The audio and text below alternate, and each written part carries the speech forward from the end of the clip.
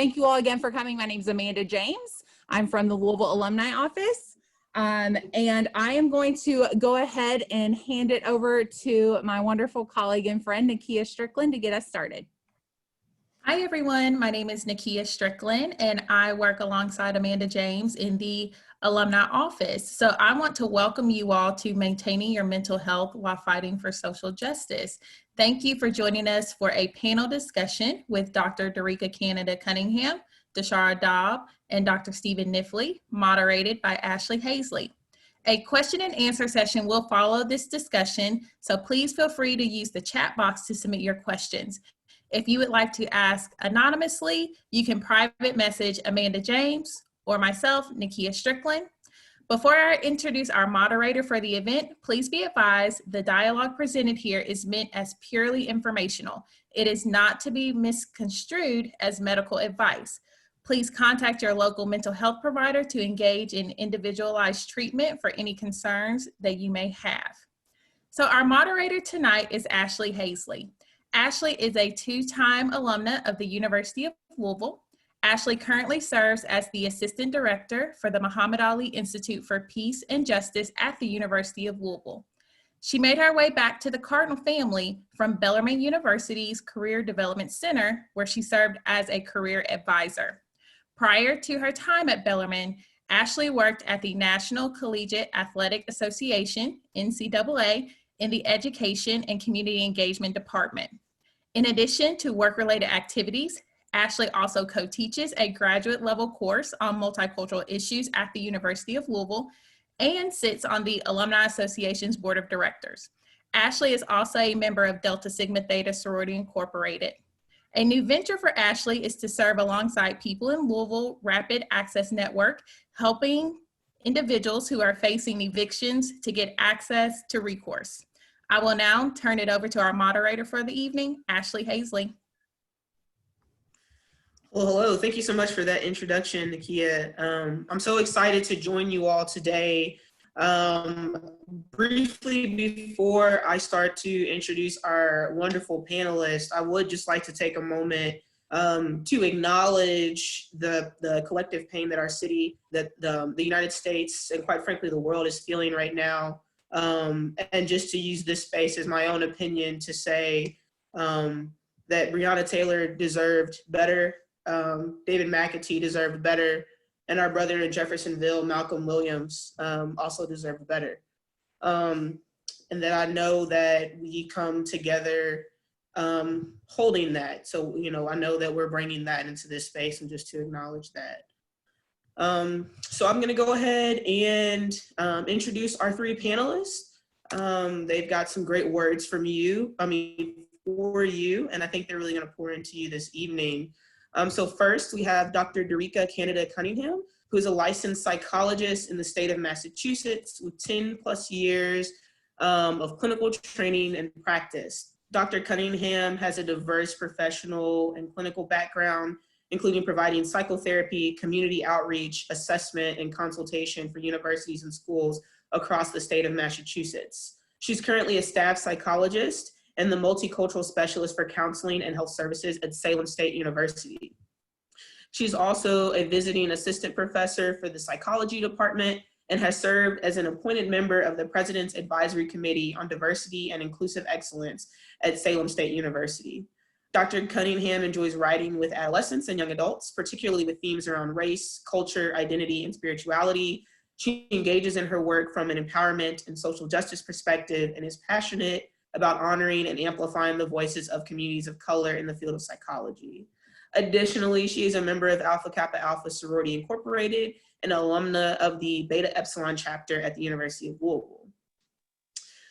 Our next panelist is DeShara Doub, who is a proud two-time UofL graduate with her Bachelor of Science in Communications with a minor in Pan-African Studies and a Master's of Science in Social Work with a specialization in couple and family therapy. She is the founder and CEO of Vision of Promise, LLC, a culturally competent and trauma-informed counseling and consulting service headquartered in Louisville, Kentucky.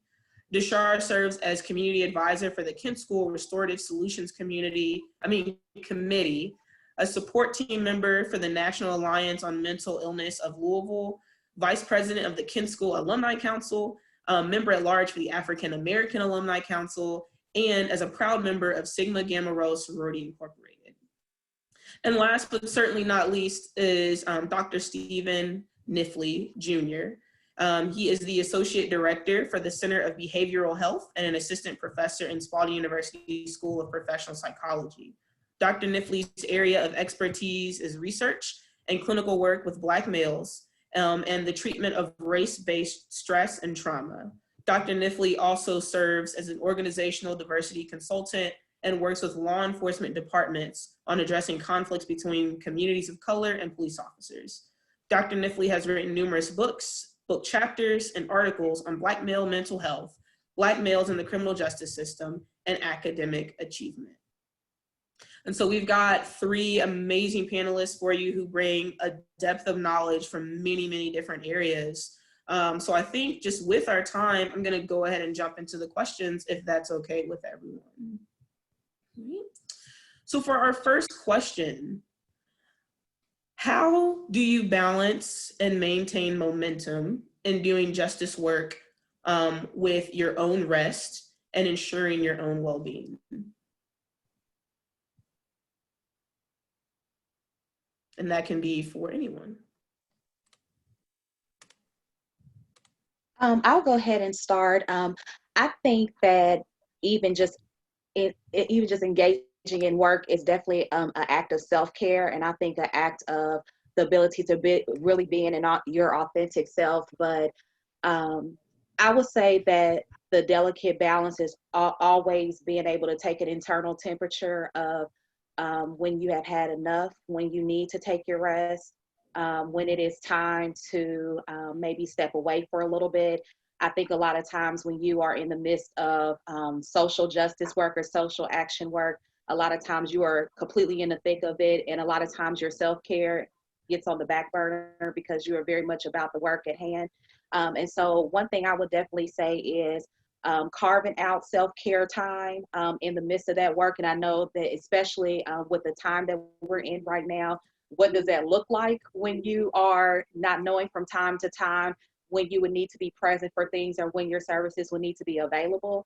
But I would definitely say that definitely always make yourself a priority and making sure that you're always scheduling time, whether that is taking a nap, making sure that you're eating, if that's setting an alarm on your phone.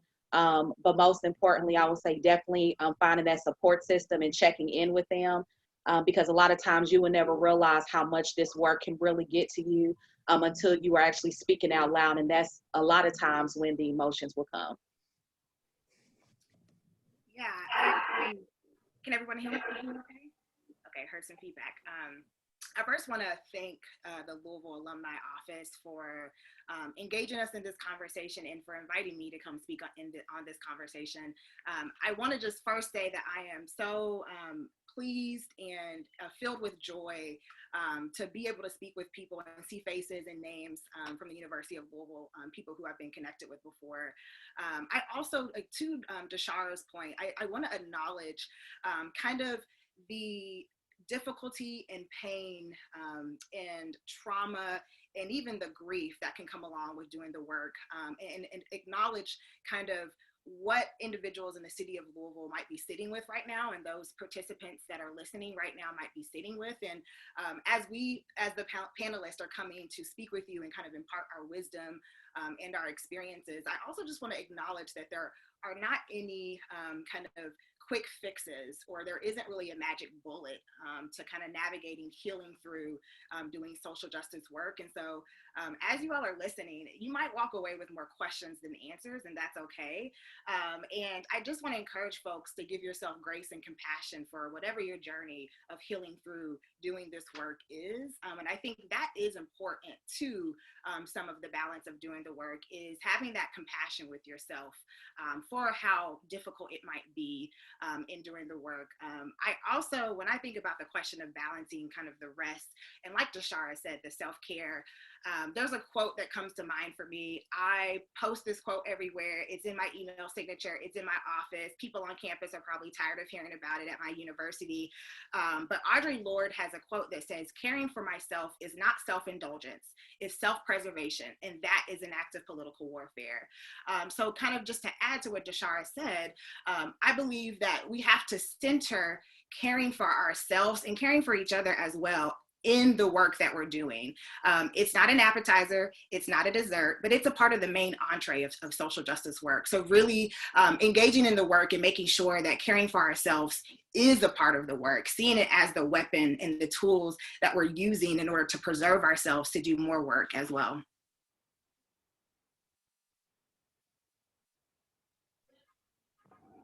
Well, I really appreciate all of those great responses and answers. And I'm always so humbled and grateful to see people that I've known for a really long time in the space. I didn't know we were going to be shouting out organizations, so I'm just going to make a quick shout out to Phi Beta Sigma Fraternity Incorporated, since we're doing that. The only things I think I would add are three things, because the best things come in threes, is to be present, be aware, and be intentional. So be present with your family, be present with your friends, and then be present with your experience, right? You know, many of us might feel the need to lean out of what is going on and what we're experiencing. But the more you lean into it, even if things feel tough in the beginning, eventually that pain will wash over you and you'll be able to push through it. Be present, so be aware of your triggers for anxiety, for trauma, etc. Be aware of your self-worth and resilience, and be aware that you have control over certain things in your life, and to be aware of what those things that you have control over. And then the last piece is to be intentional. So be intentional in your self-care. I really appreciate the Audre Lorde quote. The other one that kind of comes to mind is that self-care is a revolutionary act. And so always just kind of keeping in mind that taking care of yourself is revolutionary. And I know that's what we're trying to do from a social justice standpoint. So be intentional in your self-care, be intentional in your connection and connecting to others, especially caring others, and be intentional in your compassion to yourself. So be present, be aware, and be intentional. Awesome. Thank you all so much for those really good points. A follow-up question to that. I think you all, and DeShara, you specifically pointed it out, but Dericka and Stephen, you definitely kind of continued on that conversation, but like checking in with yourself. Do you have any advice on like what that could look like, what it could look like to pause and check in so that you are in tune with how you're feeling? Yeah, I would say something that I think a lot of us, easily can struggle with is being in tune and aware of sensations in our body. I come from the belief that our body tells us a lot about what we're experiencing. It tells us a lot about when we're triggered, when we need to take a pause. I can for sure attest to the fact of sometimes our body will give up on us when we have pushed ourselves too far. And unfortunately, that's the moment when we say, oh, I need to take care of myself. So I think if you can start to become more observant and be more mindful of your own body's reactions to the things that you encounter, if you can be more mindful, you will start to be able to catch things before it furthers along into something a little bit more extreme. So for me, I always joke about this, but I know when my eye starts twitching, I'm like, ooh, I'm getting to a level of stress. That's kind of my first start. I can feel tension in my body. I sometimes feel pains in certain places, headaches. I think in reality, a lot of us manifest experiences of anxiety, depression, trauma within our body, within our physical being. And so just being in tune with what that looks like for you and your body is one way to kind of be more aware of when you might need a pause or a break.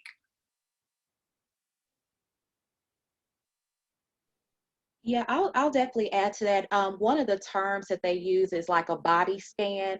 So a lot of people, whether you are sitting in a chair, most of the time you sitting or laying position is probably the best. But if you kind of close your eyes and just from top to bottom, kind of do a check with yourself. As Dericka mentioned, we all know when we're not at even 95%, right? Like a lot of times we don't even know what 100% looks like at this point, right? But we know that maybe we can't function, or we know we're not at our best. So I would definitely say, I think that that is an absolute daily necessity of really being able to check in with your body. I think a lot of times when people are very active, we sometimes overlook when our body is telling us things because we're too busy, or oh, I'll get to it in a minute, or you know, I can be able to get over it. But that headache thing, that is a real thing, especially as seasons change. A lot of people, you know, kind of bypass it as, oh, maybe it's my sinuses, or it's something that's not that serious. But definitely do a complete check with yourself. A lot of us have these aches and pains that we've been having for a long time, and we're like, oh, that's just, you know, getting older, or, you know, maybe I'm not being as active. But I think that that's also a sign of trauma as well. When you're having these back pains, when you're not able to walk in the fluidity as you once were. Definitely stomach pains, fatigue. If you're finding yourself in meetings, and I know a lot of us are maybe having technological fatigue at this point, with being at home and being on the computer all the time, but if you're finding yourself kind of dozing off, or you feel you've never felt rested, like you know that you went to sleep, but you're waking up still tired, or even throughout the day, you're still feeling like you're not catching on that energy, all those things are around just checking in with your body. So body scan is something that could be really important, to just do a check-in with yourself daily to just make sure what are things that are going well. If things are not going right, absolutely attend to that immediately. Don't wait. Well, really great answers. Probably the only thing I will add to that is that when we do our check-ins, there are 3 questions that we should be asking ourselves from a trauma processing perspective. The first one is, how are you feeling? How am I feeling? So when we experience trauma, especially as persons of color, what we might experience is something called alexithymia. What alexithymia essentially refers to is when we lose our inability to process and communicate our emotions to others. And if we think about the lived experience of persons of color, talking about emotions, communicating our emotions is a significant part of our culture. And so when we lose that ability, we oftentimes lose a part of our culture as well. So ask yourself, how am I feeling? And push past the I'm fine, I'm okay, I'm doing all right, I'm good. Utilize those feeling words, right? So I'm anxious, I'm frustrated, I'm sad, I'm angry. Really lean into that. The next thing we should be asking ourselves, what are our goals for the day, for this time, for this experience that we're having? What are we hoping to accomplish? And the last question is, who will I lean on for support? Who can I go to that will help me out? Because one of the things that we oftentimes forget is that when we experience trauma, that we will feel alone, we will feel invalidated, we won't feel affirmed in our spaces. And being able to connect to those folks that can support us, that can validate us as authentic beings who are worthy of value and of love, that will certainly go a long way. So ask yourself, how are you feeling? Remind yourself of what your goals are for that day, for that experience. And then think about, who can I lean on for support? Who will be there to help me out, recognizing that we all have to lean on someone at some time. Thank you so much for those words. I think it's really helpful to have kind of that, like those practical suggestions for checking in with ourselves, because we can get so far caught up in everything else that we have to do that self can get forgotten. Kind of along the same lines of questions, someone wanted to know, when is it, or is it ever okay to say that something is not worth your health because that the system and the folks in charge won't change? And so I'll just repeat it. When is it, or is it ever okay to say something's not worth my health because the system and the folks in it will not change?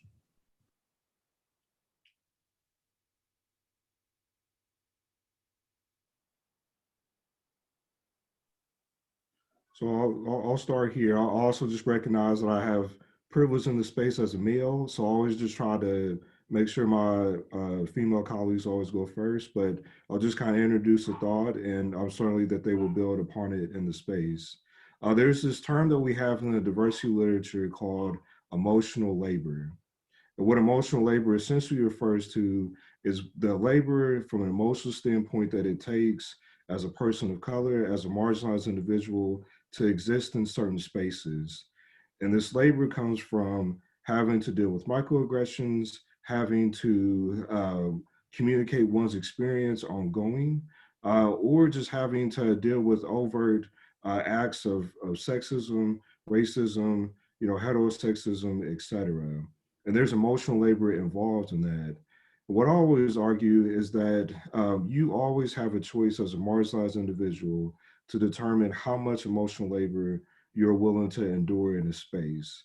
So I would always offer up that you have the choice at any time to remove yourself from a situation where you feel like the labor outweighs the benefits when it comes to your own physical and mental health. I was just going to quickly say I agree with what Dr. Nifley mentioned. I think it's always okay to feel like you need to step away from a system when it doesn't feel healthy for you. And sometimes that means disconnecting emotionally or mentally. Sometimes that means physically disconnecting or distancing yourself. Sometimes it means completely leaving the system and maybe coming back, or leaving and never coming back. I think you can always have, to Dr. Nifley's point, that choice and that opportunity to do that. And sometimes we do need to either temporarily disconnect or distance ourselves from unhealthy systems, because if a system is depleting us of everything that we have to offer, we will have nothing to pour out. An empty vessel and an empty cup does not have anything to pour from. And so realizing that sometimes we do have to remove ourselves to replenish, to retreat, to regroup, to restore ourselves. And that might mean you're doing something in that time of disconnecting, or it might, like I said, mean that you are disconnecting completely. And that is a hard choice to make. And I know that can sometimes come along with some guilt and shame of doing that. But I do think that is real, because remaining in a system that you feel like is depleting you is probably not going to be best for you or for the work that you're wanting to do.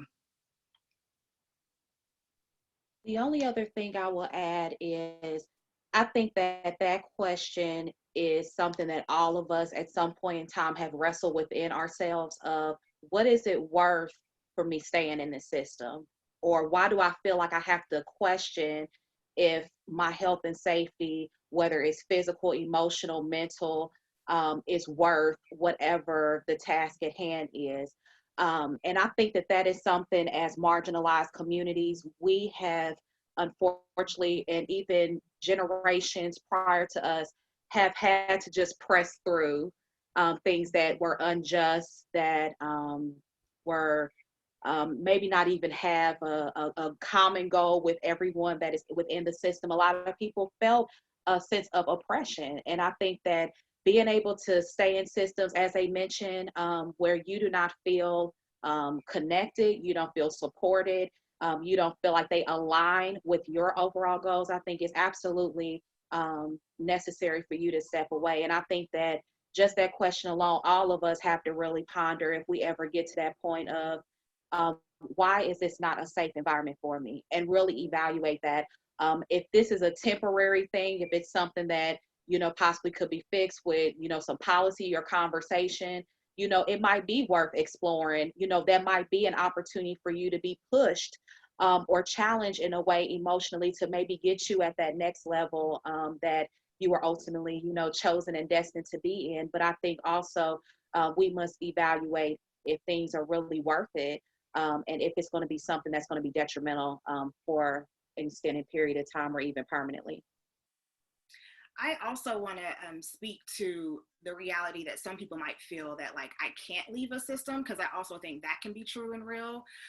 And so I think some of us might feel like I have to actually remain in this system. And I think when you feel like you have to remain in a system that feels difficult to navigate, some wisdom that was imparted on me from my advisor, Dr. Janet Helms, that I carry with me everywhere that I go, is she's told me, when you're in a system, any system, even when it's not difficult, but especially if it's a difficult system to navigate, it's important that you have support from others on 3 different levels. So have support within your subsystem. So for example, I work in counseling and health services at Salem State. That would mean having a person I could go to in counseling services, have a person in the broader system. So that would mean having someone within Salem State University, but then also have someone outside of the system. So I have a colleague that I connect with who also works at a university counseling center in a similar role as me. And we have conversations that are very supportive. Sometimes you can't have all 3 of those. And I think ideally having all 3 would be best.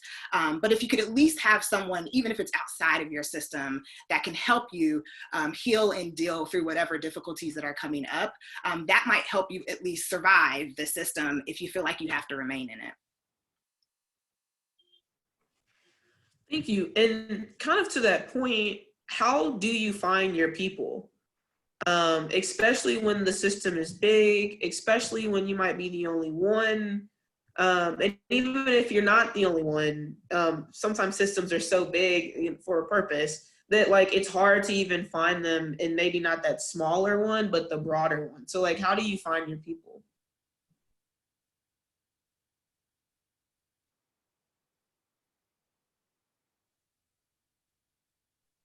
Well, one thing that was very helpful for me, and I'll just kind of go back to my very beginnings of really discovering my love for social action and my need for engaging in community work, and that is finding small subsystems, so that if that's within student organization, if that is within departments, if that's going within the community, if there's organizations that may be aligned with your personal mission and vision. And so all of us very ironically on this panel are all a part of NPHC. And so I'm sure all of us have some type of connection of how that connected with us in terms of finding our people, whether it was the mission of the organization, whether it was the people that came through with us, people that were in the organization long before us, things of that nature. But I think that it definitely, at least for me, went back to what my goals and dreams were and what my values were. And it took a while to do that. Not everybody that's even in these subgroups might be your people, you know, just because you all have a similar frame in terms of what you're trying to accomplish. You might not connect with them on the level that was mentioned before in terms of, you know, the emotional health, of being able to break down those walls and have those meaningful conversations that might not be professional all the time, you know, really being able to dig in. And so one of the ways that, again, I have found my people is definitely surveying organizations and groups that align with my personal belief system. And that also can be church for a lot of people, or your spiritual practice, but definitely finding people that align with your internal mission and vision.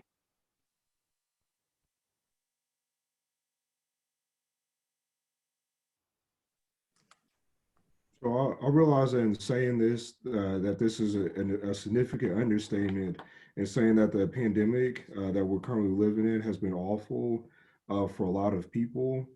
But one of the beautiful things that has arose out of the pandemic is the realization of how connected we can be to folks even far away, that our world is much smaller than perhaps we ever thought in terms of our ability to reach out to those folks of similar mindsets who could be thousands of miles away. And so as I think about that, that is a way for us to help connect to those folks that can support us, that can provide spaces for us to heal and to learn and to grow, is realizing that we have this electronic device that has allowed us to see folks all over the world, all over the country who think the way that we do, who perhaps can offer supportive ways of affirming who we are and validating our experiences. And so that's something that we can also think about, is that our reach doesn't have to be just as far as our initial gaze and arms can go, but our reach is as far as our computers can take us. And so just kind of keeping that in mind, to not limit yourself to just your surroundings, but also those spaces that exist in our virtual format as well. Yeah, and I'll just quickly say, I think that finding your people in reality can just take time. And I think sometimes you have to be patient with the process of that. You have to know yourself. I think some of us start with a lot of trust, and then we take away trust when we feel like, someone has, wronged us. Some of us start with no trust, and we build trust with time. And so knowing what kind of person you are will help you understand how quickly or how much time it might take for you to like connect and trust people.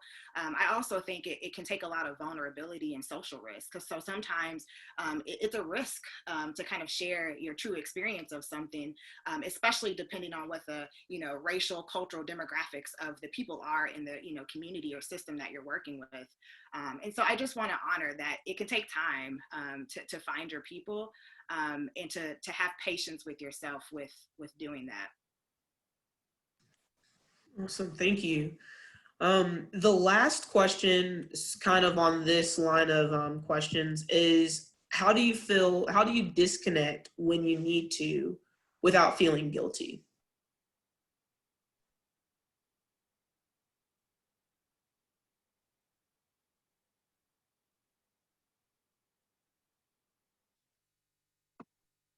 For me, I think it kind of goes back to the previous point around really navigating if things are going to cause a concern for your emotional safety, your mental safety. I think a lot of times with social media, that is my biggest one, especially with everything that has been going on in the last 6 months. I'll probably even extend a little further than that. I think that it is absolutely healthy to disconnect from those type of meetings, particularly those that might have some negative spin on it. And I'm sure a lot of us know what those sites are. And getting out the comment section is one that I was reminded of earlier, actually. So I think that that's something that is very key as well. It is not, again, it's not a, you don't have to sacrifice yourself by unplugging. Unplugging is a necessity when it comes to your self-care. I think that because we're in a technological age, a lot of people feel like if I turn my phone off, I'm missing something, or something's going to happen catastrophic and I'm going to miss it. One thing that I had to remind myself during this pandemic is going back to the basics. So think about our forefathers and foremothers didn't even have cell phones. What were they doing with their home phone? And I remember a day, even with me growing up, that I had to take the handle off the the whatever. I don't even know what these things are called anymore, but taking it off the base just so you won't hear the phone ring, right? I think that it is absolutely healthy to turn your phone on silent and flip it down, because I think a lot of times we could turn on silent, but the light still flickers, and that causes a panic and an anxiety as well. But I think that it is absolutely necessary, and there should be absolutely no shame in disconnecting, because it's something that is a necessity to ensure that you will always maintain your emotional and mental safety. And a lot of times we don't consider that because we're always thinking about the physical piece. But a lot of things that we read, we internalize those things, and a lot of people act in accordance to the things that they read and they do. So that's just one of the things I would just keep in mind, is definitely realizing that that's a part of your self-care. And to DeShara's point, I think there's a need to reframe. I love this question, and I think there's a need to reframe it as, you're not really disconnecting, you're actually connecting. It's just with yourself. And so I think that's what I think the Audre Lorde quote represents for me, that you actually have to see resting and disconnecting, if you want to call it that, as a part of the work and a part of the movement. There's actually a movement right now about rest as resistance. So actually seeing that as a part of your resistance, being able to rest. There's a person by the name of Tricia Hersey that talks about napping as resistance. And she talks about how we kind of have this burnout culture that a lot of us adhere to, especially our generation, the millennial generation, generation and the generations, to come after us, have this almost like we have a culture of kind of like an ideal of martyrism that we don't actually have to adhere to. And so as much as there's a lot that we can be doing, I think some of this has to do with our values and our culture and how we're being. And so I think even just changing how you think about it and say, I'm actually not disconnecting, I'm connecting. I'm connecting to me, and that will actually help me connect more to other people and connect more to the movement in the future.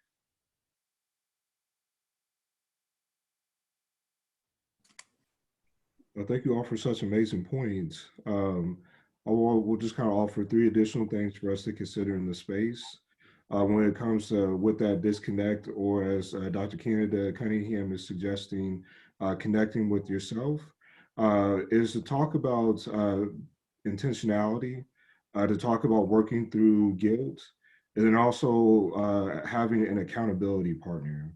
So many of us will throw around the ideal of self-care and the ideal of disconnecting or connecting to oneself, but we'll talk about it as aspirational or inspirational in nature, as opposed to thinking about it from a practical standpoint. So self-care, we usually think, is going to the beach and laying out there and taking in some sun and doing all those things. But while that all sounds well and good, for many of us, that's not something we can have great access to, because, well, there isn't a whole lot of beaches in Kentucky, at least that I'm aware of.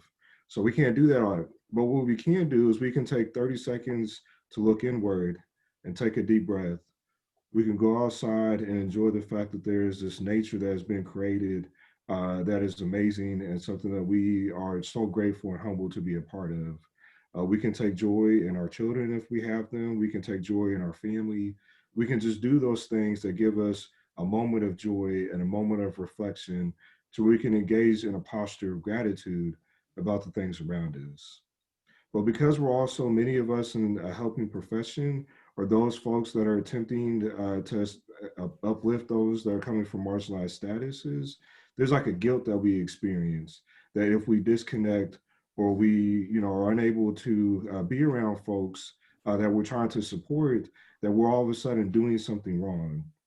But as was indicated before, you can't give someone something that you're not first giving yourself. So you're actually doing a disservice to the people that you care about by first not taking care of who you are and feeding yourself as well. So that's why we got to work through the guilt. And then the last piece is that, while many of us talk a good game about intentionality, while many of us perhaps have worked through the guilt, we still need someone to hold us accountable, to say, hey, did you do that thing that you said that you were going to do? Did you take that 30 seconds? Did you take that walk? Did you call that person that's a caring individual in your life? So you have someone that you have to hold yourself accountable to. So remember, intentionality, work through that guilt, and then also find those spaces, those individuals that can hold you accountable for making sure that you take care of yourself. Awesome, thank you so much. Especially, I think in the comments, we got a lot of reactions from some of the things that you're saying. So I'm glad that the question and the answers are really resonating with folks. So to kind of switch up our conversation a little bit here, how do you manage your emotions when a client, someone, and maybe for us that don't have like that like client therapist or client counselor dynamic, so like a client or someone that you are obligated to helping for your job makes a racist or sexist or homophobic comment, or maybe even a comment that just really goes against the core of who you are when it comes to social justice and social change?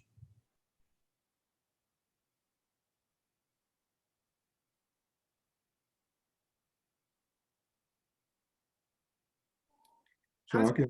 Go ahead, Stephen. You got it, please. You got it. I was gonna say, this is tough, especially, I think it depends on the role that you have. I think as a counselor, you have a different type of responsibility than if it's like a friend or a family member that says this. So I'll speak to that because I think it can be a little bit more complicated. For me, if something comes up in a moment and I am in a situation where it's like, it's my responsibility to be empathic, which can be really hard. First, I'm going to breathe. And that sounds very simple, but I will say deep breathing is a gift to you. It is free and it works in the moment. It can help to ground and center you so that you can respond versus react. So that is something that I use consistently. I also think for me, what helps me to respond versus react on top of breathing is understanding and really putting whatever the person is saying or doing or the reaction in the context of kind of that person's development and where they are with their awareness. And so for me, I use some models like racial identity development in order to help me understand where is this person at? And is there a way that I can see what they are saying as not a personal attack on me, but more so reflective of some context of their ignorance or unawareness, or with a reflection of where they are developmentally with regards to their own racial identity and understanding of race. And that some days helps me a little better than others. Some days, you know, how you feel is how you feel. And I am one to always validate emotions. And so let that anger come up. It might not need to come up in the moment with the person, depending on, again, what the relationship and your role is. But I think it's important also to have spaces where you can honor the anger and the rage and the reactions that are coming up for you as well. So that's kind of a combination of things with how I would deal with that with a client as a counselor. So I appreciate how thoughtful and reflective your answer was, because I think in the space that I'm in now, my tolerance is just a little bit lower. So we'll offer up what you should do. So there in the literature are 4 areas of intervention for the experience of microaggressions. They're called micro-interventions for microaggressions. The 4 are educating the offender, making the invisible visible, disarming the microaggression, and seeking external support. And each one of those offers a space where one can advocate for themselves in a way that is authentic, while still making sure that you offer this isn't right for how someone has treated you. So disarming the microaggression, educating the offender, seeking external support, and making the invisible visible. Those are all areas where we can provide support in regards to advocating for ourselves, but once again, remaining authentic to our experience, but still making sure that we have communicated to that person that what they said is not appropriate and has offended us in some sort of way. I knew their answers was going to be powerful. That's why I just went ahead and just took a step on back.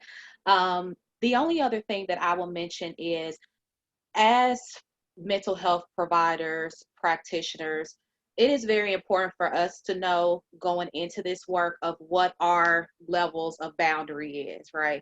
So that's why it's very important for there to be an intake process for you to know specifically why somebody is coming in there. I think a lot of times, and again, it will depend on your modality you're using or what is your therapeutic identity, but in the marriage and family therapy realm, you know, we do a lot of digging back. We call it genogramming. We unpack your history within your family, and a lot of times you will find out information from that. I think that a lot of people, exactly what was mentioned before, speak in ignorance. And a lot of times I have found, especially as a clinician of color, when you are having someone that's a non-person of color coming to you, most times it's either they're knowing that they're going to seek some type of insight that they've never experienced before. There are times where there are individuals that are very familiar with cultural differences and maybe want to engage in that in a more meaningful way, which also includes having those difficult conversations. And so I will echo that absolutely. And my tolerance level is about this as well. So I actually always put it back on the client and ask them to unpack that. You know, what is the reasoning for that? Where did this come from? Is this something that you grew up experiencing? Did you have a trauma? And is this why you're feeling the way you are? A lot of times when people have what we call very ignorant or non-basis comments, a lot of times hurt people, right? So they are basing it off of an experience in a lot of times that was not positive, and that was traumatizing themselves. And I think that that is absolutely something that can be of what we call a breakthrough within the therapeutic process. And to echo DeShara and Dr. Nifley, I do want to say, you're right. Sometimes our tolerance is super low. And I think it's also important to be aware of that and to proactively make maybe certain decisions about that. There have been times when I have made certain decisions about, like today, today I cleared the second half of my day because I needed that space. So for those of you who are asking that question, who maybe aren't speaking specifically to like a counselor client dyad, sometimes we just have to know what spaces and what people and content we want to expose ourselves to. And sometimes we do have the empowerment and the autonomy to say, I'm not going to engage in this conversation with this person because I already know this person might trigger and bring up some stuff for me. And my tolerance is low. Not today, Satan. I just don't have it. And so I think you have the right to make those decisions as well. A follow-up question that I have, I love all you all's answers. We talked about it when it's like a client relationship or maybe just a folk that, maybe just someone that you have to engage with from like an empathetic standpoint.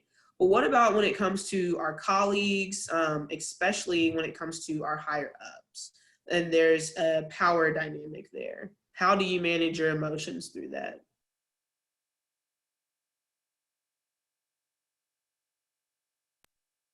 I'll just speak very briefly on this because I think all of us is probably in the midst of similar situations right now, because a lot of systems are really speaking around social justice right now. And many of those systems have had a history of oppressive systems and even possibly dealing with some oppression at this point.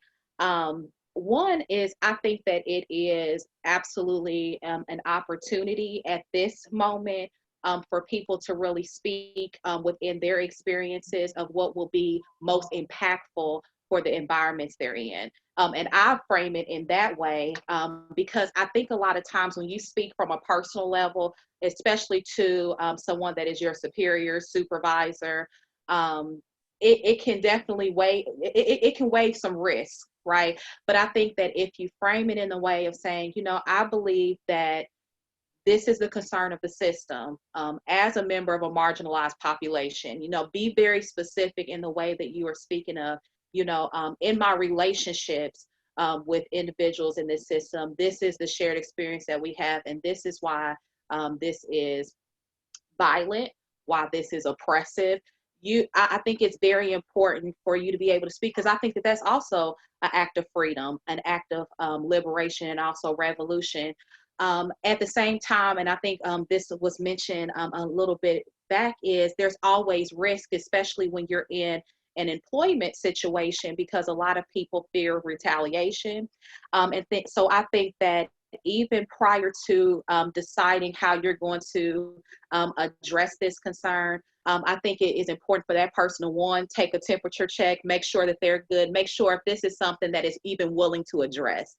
Because I'm sure that a lot of people are in systems where you can speak eloquently, you can really do the research, take all the time in the world to prepare, but you get there and it's and they're tone deaf, right? Or they're like, okay, well, thank you for your recommendations, and they're moving on.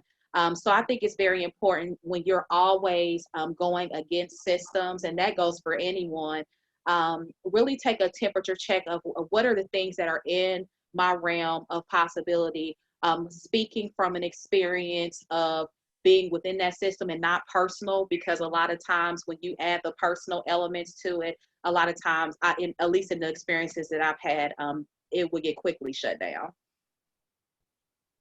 Ashley, thank you for asking this question. I think this can be super tough, especially when you're thinking about someone who has a power over relationship with you and who has the ability to maybe elicit some consequences that can really, really affect you. I think this goes back to our conversation about finding your people, especially within your system. If you can have people that can support you around how do I, one, express my emotions and have a space to process my emotion, and two, maybe figure out how to respond, that can be very helpful. I also think that there is power in the collective. And so I've been having some conversations with our department about let's not each stand alone and try to like dismantle or have these challenging conversations with our supervisor or the higher ups, the administration. How can we form a collective as a counseling center and say, we, the counseling center, stand on these values and want to make these requests? I think there's power in that. The last thing I will say is get a good therapist. And this is coming from a licensed therapist who has her own therapist. I come from the mind and the belief that healers need healing, helpers need help, and advocates need advocating. And so I absolutely use my therapy space. I mean, my therapist is probably tired of hearing about some of the racial BS that I'm trying to process and work through. But I think it can be incredibly important. And I, for one, if anyone, any of the participants or folks that are listening to this need any support around doing that, I feel like those of us on the panel would be more than happy to support and give resources for how do you find a therapist that matches and works for you, because it can be incredibly helpful. Okay, and I'll be extremely brief here. So there's three things for us to think about: expectations, perspective, and seeking affirming spaces. So expectations and perspective can go together, because oftentimes when we go into spaces where we're attempting to talk with our higher ups, we have to think about the difference between a debate, a discussion, and a dialogue. And oftentimes when we are engaging with our higher ups, either we're seeking a debate or we're seeking a discussion. A debate is a lose-lose situation. A discussion is a neutral situation. And a dialogue is where folks are willing on either side to engage in a meaningful thought to where one might change. And so as someone that is seeking to talk with their employers, I would think about how can I foster a dialogue rather than get to a space where we're constantly debating with one another. And then the last piece is in finding those affirming spaces. So sometimes your boss is just your boss. That person might not be a helpful person for you to be around. They might invalidate your experience. You might have to be your inauthentic self around them to navigate the space. And so where can you go to where you can be you and do you and feel affirmed in that space? So expectations, perspective, and then also remembering to find those affirming spaces. Awesome. Thank you all so much. I see that we only have 4 minutes left in our call today. So I would love for us to give a virtual round of applause to our panelists, and also just a huge thank you to Nakia and Amanda for bringing this together. In the last 4 minutes, I do want to acknowledge the fact that you all are doing the work. You are handling and navigating your mental health while fighting for social justice. So if you could please in the chat, just drop some of the things that you're doing to kind of maintain your mental health. And then I'm going to turn it over to Nakia. So as we wrap up, again, I want to thank our panelists and thank our moderator for sharing with us today on how we can maintain our mental health while fighting for social justice. And so if we can just give another virtual clap it up for them. We really, truly appreciate you all being here with us tonight to share your expertise, share your knowledge, share your thoughts, share your wisdom. Everyone in attendance will receive a follow-up email with a survey about this event, as well as a recording of this event. Additionally, I would like to invite everyone to our upcoming Diversity, Equity, and Inclusion virtual events. So on September the 30th, we will host Safe Zone training with Aaron Weathers. And on October the 8th, we will host Intersectionality, Bridging the Gap with Demetria Miles McDonald. And so those links will be in the chat. So I encourage you all to click on those for more information, as well and just to register for those 2 events. So again, thank you all for attending, and I hope y'all have a great evening.